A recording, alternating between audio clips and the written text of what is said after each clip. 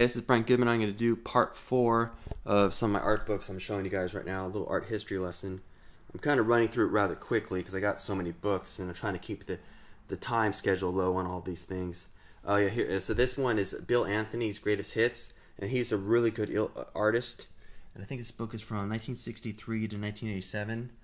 And I got it at a thrift store a few years back. I think it's signed to, yeah, right there, William Anthony. And he intentionally draws naive. I saw him at an art gallery in Los Angeles before I bought the book a few years before, and I was blown away how he saw like books on like how to draw this or how to draw that and the proper way to draw. And he said after trying those techniques and being that type of artist in the 60s himself, he said, what am I doing that for? Why don't I go the opposite direction and draw the way the kids who are or naive artists who are supposedly not knowing how to draw.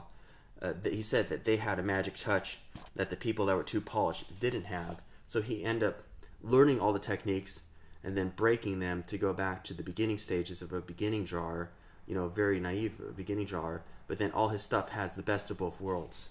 So you can still see the contour lines that hold the piece together, and he still knows how to shade and draw.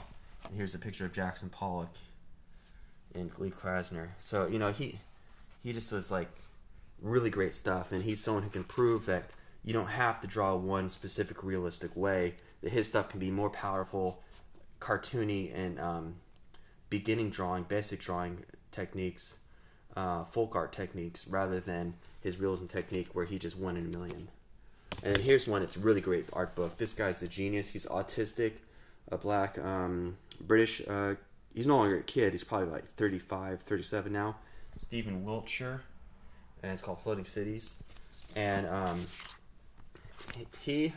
was blown away when I saw this book. He gets paid by Japanese companies to fly out to Japan and draw their buildings from like the top floor or draw the cityscape. And so this woman had paid him to go with him to Moscow and draw the buildings, but he's got a really great touch for architecture. He just sits down in a chair, ice cold, with a tablet and an ink pen and markers and paper and just starts going to town and drawing. And again, he's autistic, so he doesn't have the social skills to drive a car or hold a deep conversation with someone. But when you put him down in front of a building, which he loves to draw, he just goes at it and just creates incredible works of art. And it's kind of cool that instead of just being institutionalized, he gets paid by companies to come out and kind of be a celebrity artist. So it's but his work is just terrific. I could never afford anything beyond an art book because he's a big deal. And then let's see what we got here. We got Through the Looking Glass, and this is a book about miniatures. Again, almost all my books are library thrift store books. Some of these are so-so. One of them in here, here's a real tight one, like Disneyland castle type thing. One of them in here, it's going to take me a minute to find, is pretty unconventional because instead of being a fantasy castle or a fantasy situation, it's kind of like this, where they're recreating almost like architectural models like you see at the realty places where you buy houses when they open up a new area of the suburbs. Somewhere in here, just give me a second to flip through. It's coming up pretty soon. I recognize this page.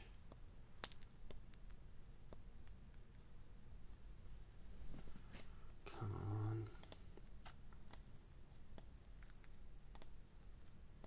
Oh, here we go. Here's some realism stuff right here. There's one of an office building. Oh, I don't know where it went. But, oh, here we go. This one is like of a science lab. But you're looking at it and you're thinking like, well, why is this guy showing this picture of a science lab? It's all microscopic, micro machine sized miniatures. This looks almost like the Brady Bunch house or something, or a guy's little office desk from the 70s. And these are all, industrial, rural areas, but they're all done in miniature. It's pretty cool. So anyways, I went too long in that book, sorry. Here's a huge ass book. This thing's huge. This one's about glamorous pictures of the 1930s, 1920s, 1910s. And supposedly one person who was teaching at community college life drawing techniques of drawing the human face. And I heard this from other teachers too, that if you want to get the best photography of the human figure, basically clothed or mostly clothed, because this was the Roaring 20s, you will go to buy old books on old Hollywood glamour photography, because the studio system wanted to sell their movie stars to the general public as almost like screen idols, screen gods, sex symbols, or icons. So that's why all these pictures are so well lit and so well photographed. And this is done way before the days of Photoshop and computer stuff. They still could have airbrushed or changed it, but all these things are just, real, and just look at real powerful photography. So, oh yeah, the lady I was saying before, the German artist who was the Nazi, who was one of the best artists of the 20th century, but who helped bring about real bad things through her art, helped strengthen the Nazi party, which hurt many people on earth, was Leni Riefenstahl. I can't pronounce her last name, but her work is just terrific, but unfortunately she ethically was not a good person. But her work is just, all art people know her work is powerful. So yeah. So that'll pretty much sum up some of my art books for now. Hopefully I didn't rattle on too much. And if you have any questions on finding art books or information about artists or rare books, just find me on the website you saw this at, or go to www.artistangst.com. And this is Brent Goodman, and I'll talk to you guys later. Thank you. Bye.